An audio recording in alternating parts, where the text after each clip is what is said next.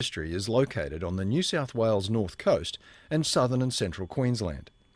These districts can experience high rainfall intensity at certain times of the year, and on bare soil, this can result in the movement of soil and severe soil erosion if it's not managed well.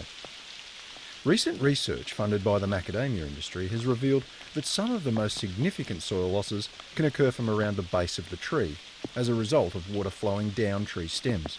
This process is called stem flow. For every hectare, which is 10,000 square meters, every event of 100 millimeters is a meg of water. In other words, 1 million litres that has to come down. The bare soil or grass area can absorb a lot of it, but on the stem it's concentrated and it saturates around the soil around the stem and then just has to run off.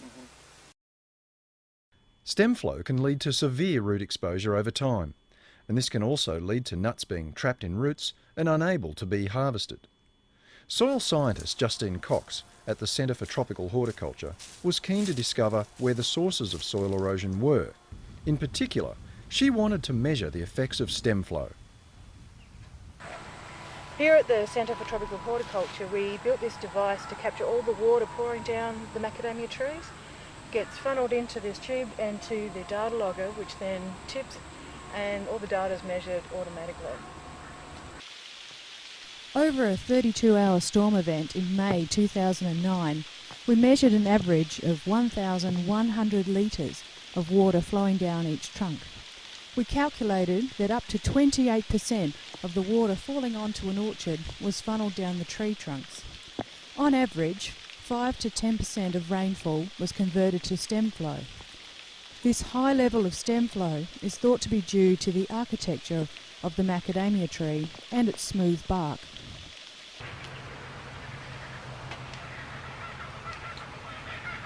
We wanted to find out how much soil was lost at the base of each macadamia tree, and so with this purpose-built frame we measured the distance of the frame to the soil surface with a laser meter, and we measured the soil topography. After 18 months, soil was lost from the whole measured surface area around the tree. Roots were exposed and soil was lost around these roots, exposing them more. We found that soil movement from around each tree was 13 millimetres a year. So that meant that around the vulnerable base of the tree, over a centimetre of soil was getting lost. On average spacing of 8 by 4 metres, that means the soil loss translated to 3.8 tonnes of soil moved around the base of the tree per hectare per year. And that's a substantial soil movement. The issue with soil movement due to stem flow is that the moved topsoil is very likely to be transported further down the slope in the next intense rainfall event, and therefore add to the rate of soil loss from an orchard. Okay, what are the keys to reducing soil movement from around the base of the tree? There are 3 main elements. The first is to reduce stem flow. The second is to protect the soil at the base of the tree. And the third is to maintain a ground cover on as much of the orchard floor as possible. So firstly, how to reduce stem flow. While not yet fully researched, grower experience suggests that limb removal or hedging could help reduce stem flow. Stem flow is related to the canopy size and the tree architecture, so a reduced canopy size could reduce stem flow. And it's related to varietal.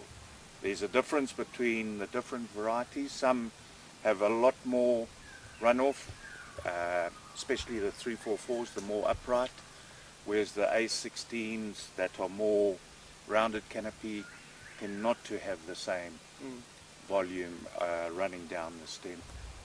So that has now become a farming practice of ours, is that we'll chip in June, July, we'll put our compost out, and then we'll profile. Now the second key, protecting the soil at the base of the tree.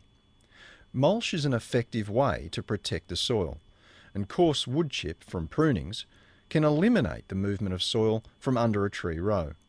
Grass clippings from the interrow are also useful.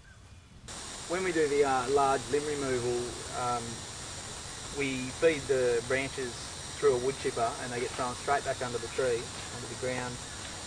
And even after, if you have a look into the wood chip after only a month, this stuff's been down about 2 months, but after only a month you start to see the fungal hyphae through the wood chip. It really binds it down, becomes quite a stable product under the tree, and really helps to build the soil back up. And the final key, planting ground covers such as smother grass is probably the most effective measure to prevent soil erosion in a macadamia orchard. Previous research found that erosion can be reduced by 99% where a good ground cover exists. Okay, so this is our original erosion control fence to try and slow the water flow down through the gully. We've been through another step of creating erosion control sausages out of Hessian sack filled with mulch and dirt, whatever we can get our hands on. But now we've gone to planting actual smother grass strips, cut our own strips of turf and planted them through the gullies. There's one here that's been planted for probably about a week and a half, just starting to root down, I think.